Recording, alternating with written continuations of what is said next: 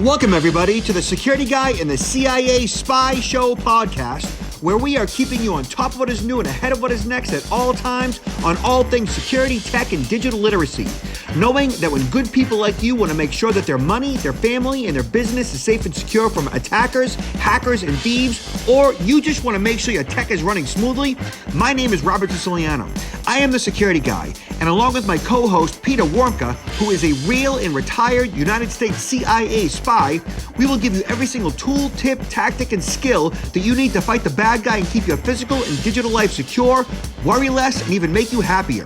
This podcast will help you breathe easier with less stress and a greater sense of well-being. So let's get at it.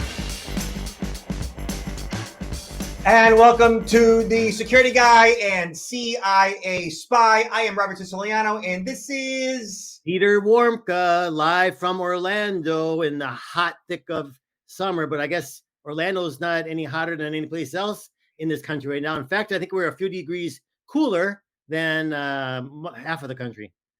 Yeah. Boston, we're in the high 70s, middle 80s, not too bad. I am a mariner, which means I'm on a boat as often as possible. Nice. So it's too bad in the water. I will say we've been getting a lot of rain up here. My lawn is as green as it's ever been, which is amazing, you know, with all that heat. But all that rain certainly helps. And my flowers are really pretty. I have a lot of flowers. Oh, that's nice. That's just, as long as you don't burn them up with the, over too much sun. So Peter, tell me a little bit about what you have had going on lately, speaking gigs. Like, just give me a heads up as to what that might look like. Oh, I don't even know if I want to talk about. I mean, I've just came back from Las Vegas. I mean, I don't mind Las Vegas, but it was a heck of a time just getting there with so many flight disruptions. Someone told me actually that because of the heat, that also has an impact on aviation, as far as, and that has been part of the reason why we have had problems with flights being canceled, being delayed.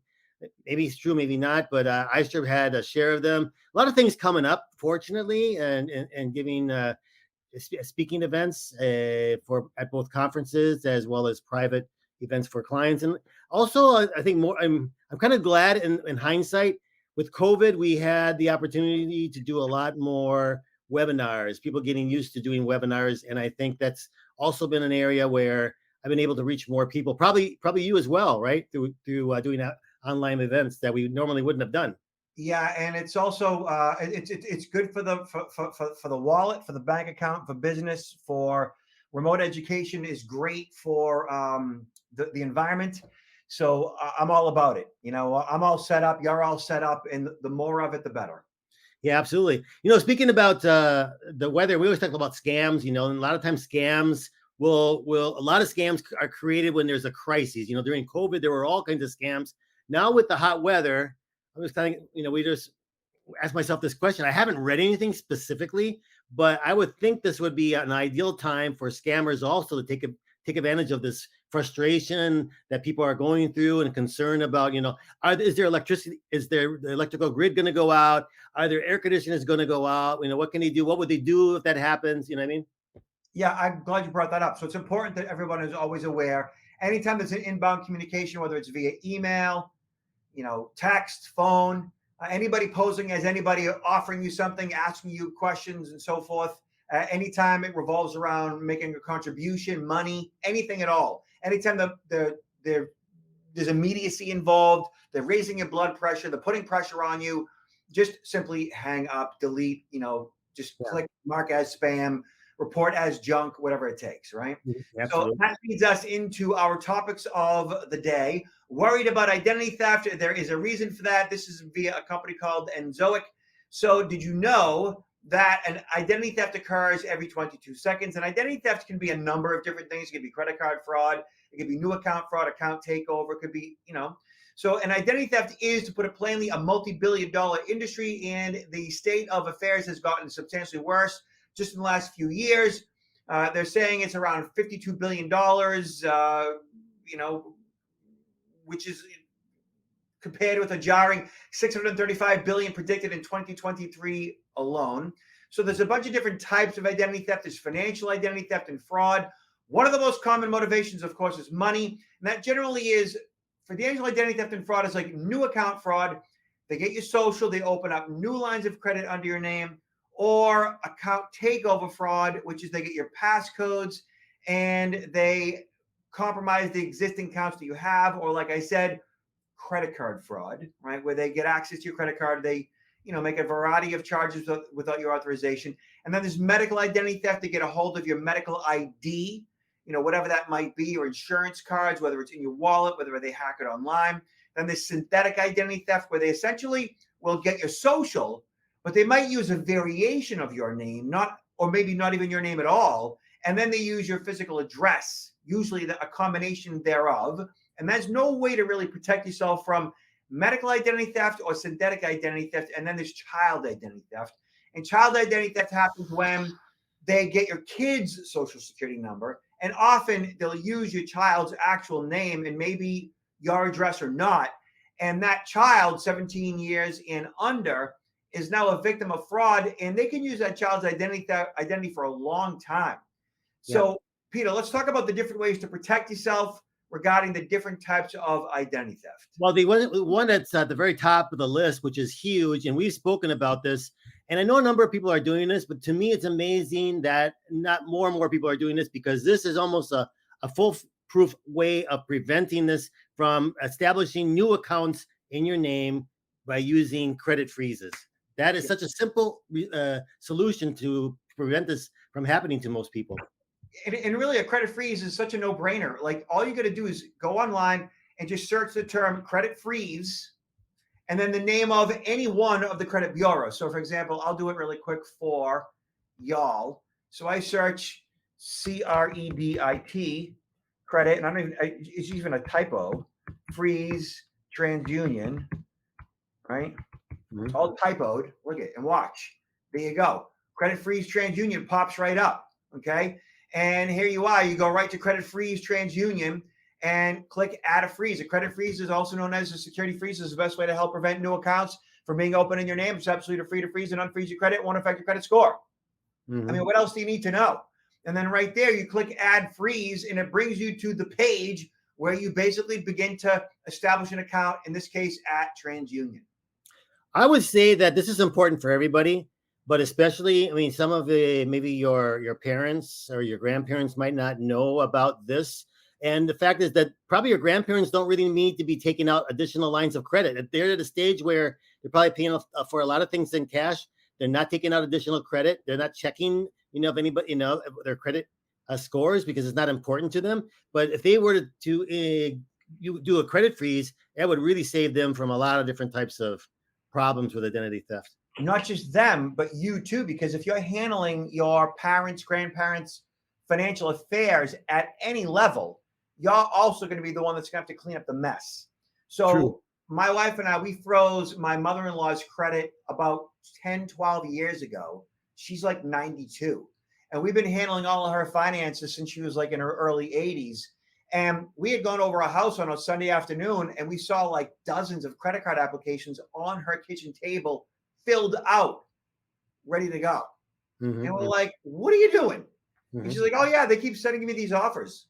I'm like, yeah, but why are you filling them all out? She goes, because I need credit cards to take the ladies at the senior center out to lunch. We're like, what? So she didn't quite understand, like that she had to pay the bill, like it just, if they get to a certain age and they may not understand the repercussions of what they got going on. Absolutely. So we froze her credit, and that ended that, So freeze everybody's credit in your life that is vulnerable, including children. Yes. 17 and under, because they are just as vulnerable. And that may or may not protect you from synthetic identity theft, but it will protect you from most forms of identity theft. It won't protect you from medical identity theft, but it'll help. And as long as you engage in a password manager and antivirus and protecting your devices, that should protect you from most forms of account takeover, right? Medical identity theft, don't carry your medical card in your wallet unless you're going to the doctor's office.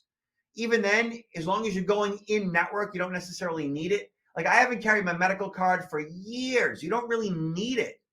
It's really a generational thing. Like, if you have a picture of it in your phone, that pretty much is enough. Exactly.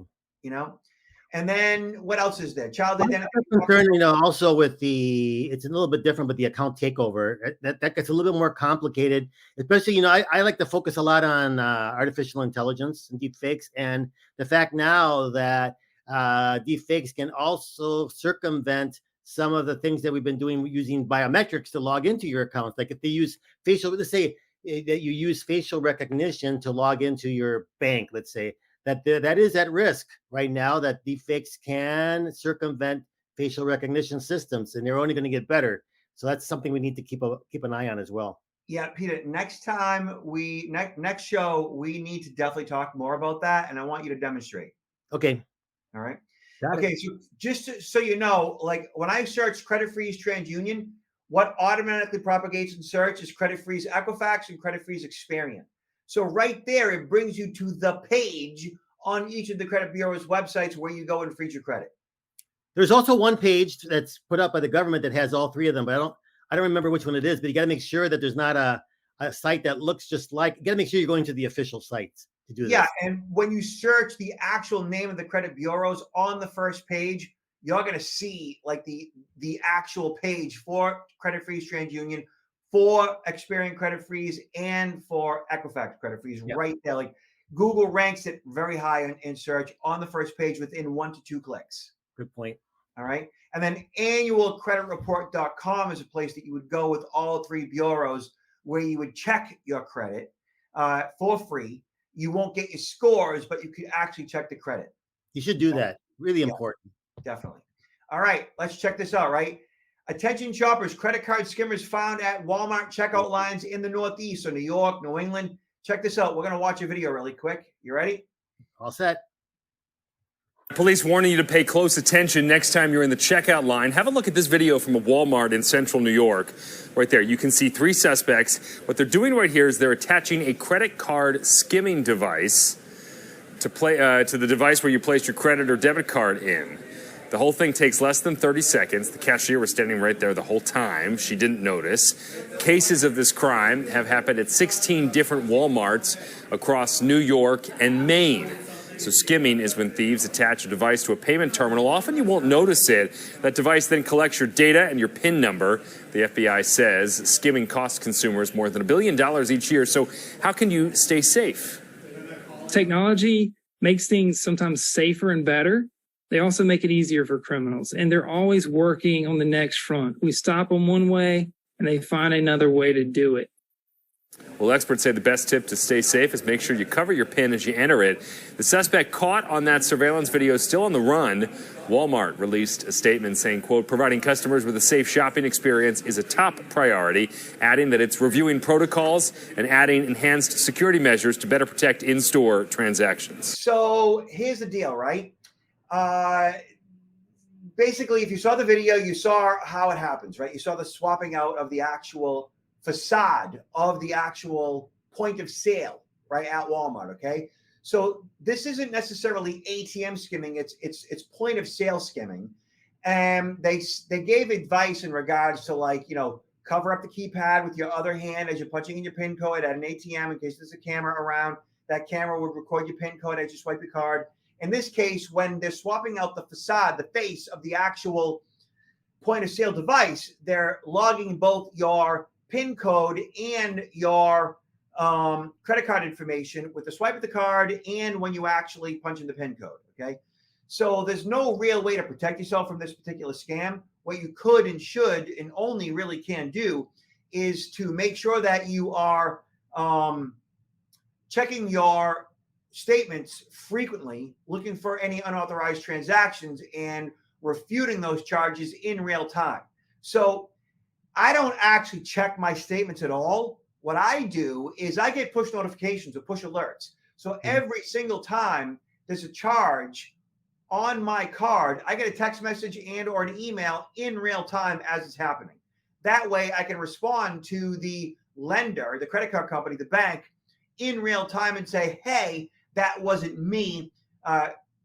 Do something about it. Refute those. I'm refuting those charges, and they squash those charges as they occur. That really is the best way to mitigate yourself from ATM skimming and or credit card fraud and or debit card fraud.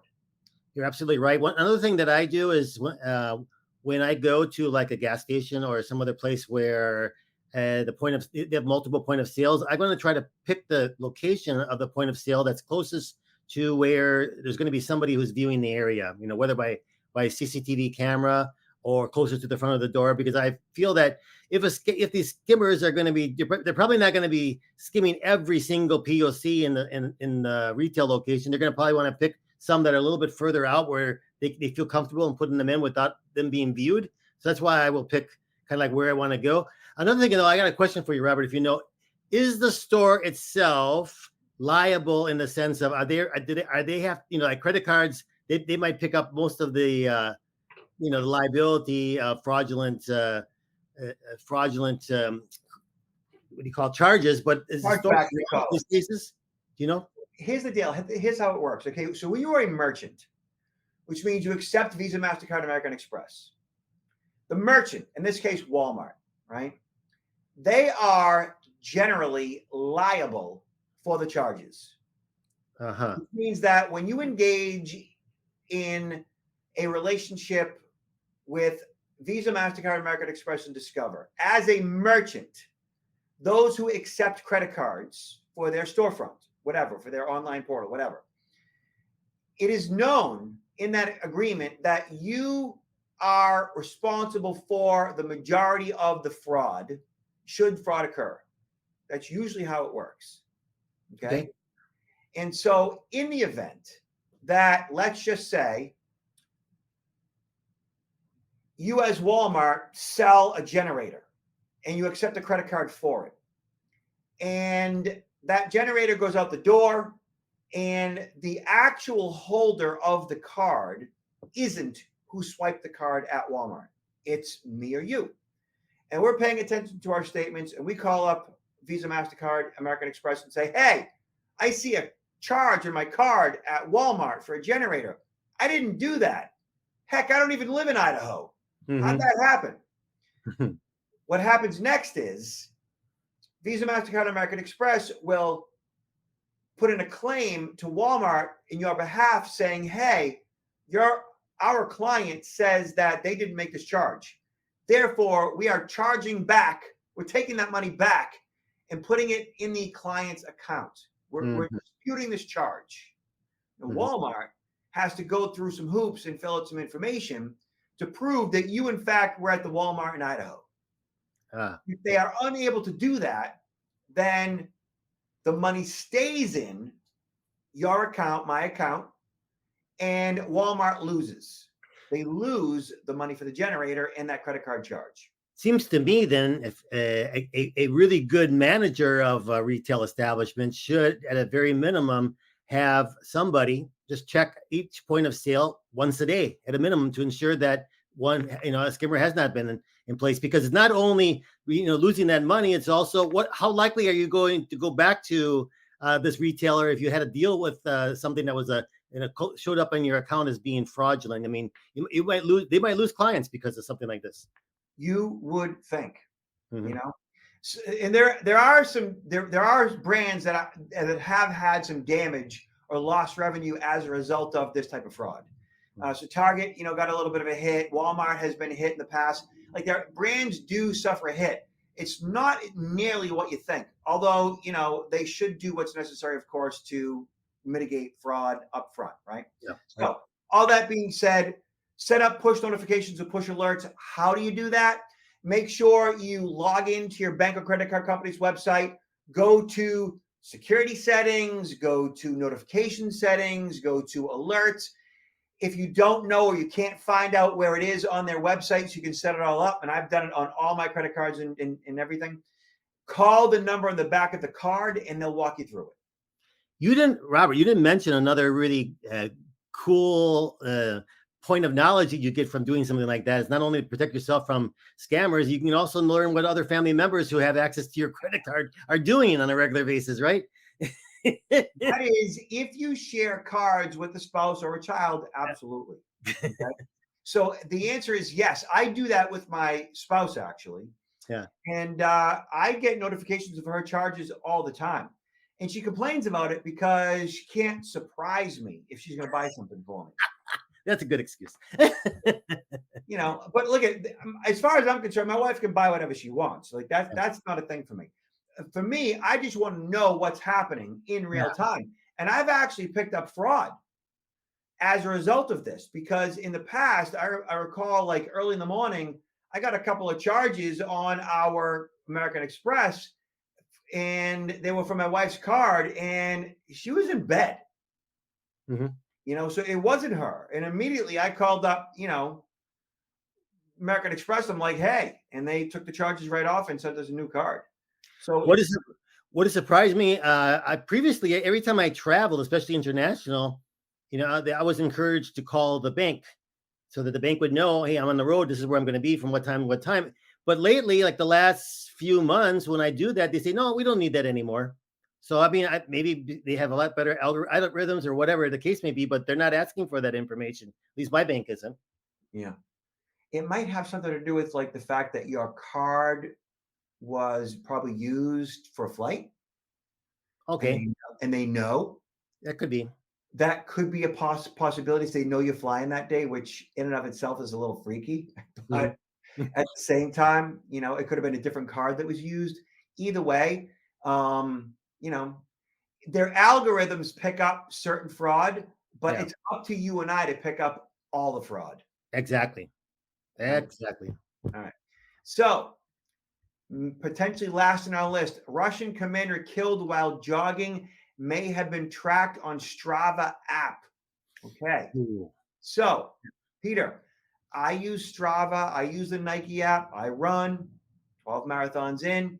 So here, a Russian submarine commander shot to death while jogging, may have been targeted by an assailant tracking him on the popular running app, according to Russian media.